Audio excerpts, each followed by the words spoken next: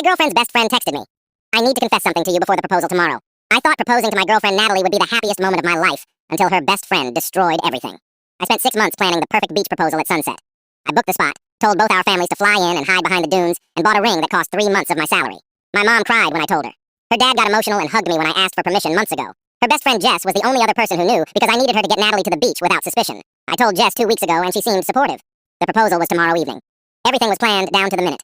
I'd be on one knee and everyone would come out to surprise her. I'd been working on this for half a year. I bought everyone plane tickets and made them promise not to tell. This was supposed to be perfect. Tomorrow night, everything would change. My whole future was one day away. Then at midnight, my phone buzzed with a text from Jess saying, "I need to tell you something before the proposal tomorrow." My chest got tight. I called her immediately. Jess answered crying and said, "I'm so sorry, but you need to know before you do this." My throat closed up.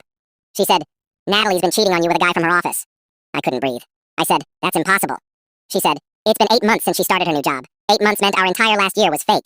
I was planning a proposal while she was with someone else." Jess said, "I saw them at a restaurant 3 weeks ago and confronted her. She cried and promised to end it and begged me not to say anything. Then she said, but yesterday I saw her phone and they're still together." He texted Saeed, saying he can't wait to see her tomorrow, and she said she'd tell you she's working late. Tomorrow was my proposal day and she was planning to see him instead. I felt sick. I said, "Who is he?" Jess said his name is Vincent and he's married with 2 kids. She was helping wreck a marriage. Jess started sending screenshots. The first one said I was boring. The second said she only stayed because I was stable and had money. I wasn't her boyfriend. I was just convenient. The third said I'd been acting weird, but she'd keep pretending. Everything between us was an act. The fourth said he probably bought me another boring gift for our anniversary. I remembered that anniversary. I'd saved for months to take her somewhere nice. She smiled and thanked me, but lied right to my face. I sat there looking at those messages, and my hands stopped shaking because I wasn't sad anymore. I was pissed.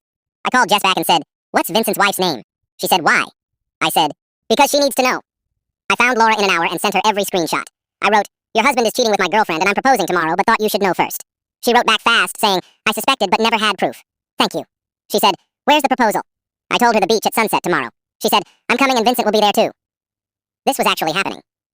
The next evening, I got to the beach early. My parents were already hiding. Natalie shows up at sunset wearing the white dress I told her to wear. She looks happy. Everyone comes out from hiding and her face goes bright.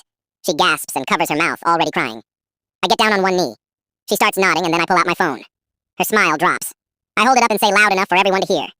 Before I do this, everyone needs to hear something. I read the first text saying, "He's so boring and I only stay because he's stable." Her mom gasps. I read the last one saying, "He probably bought me another boring gift and I can't wait to see you tomorrow instead." Nobody moves. Then Laura walks out from the parking lot with Vincent behind her. Laura walks right up to Natalie and says, "I'm Vincent's wife and he told me everything this morning." Natalie breaks down crying. Her dad says, "Get in the car now." They walk away, leaving her standing there. Laura texted me a week later. Her divorce went through. Vincent got fired. Natalie called 63 times. I never answered.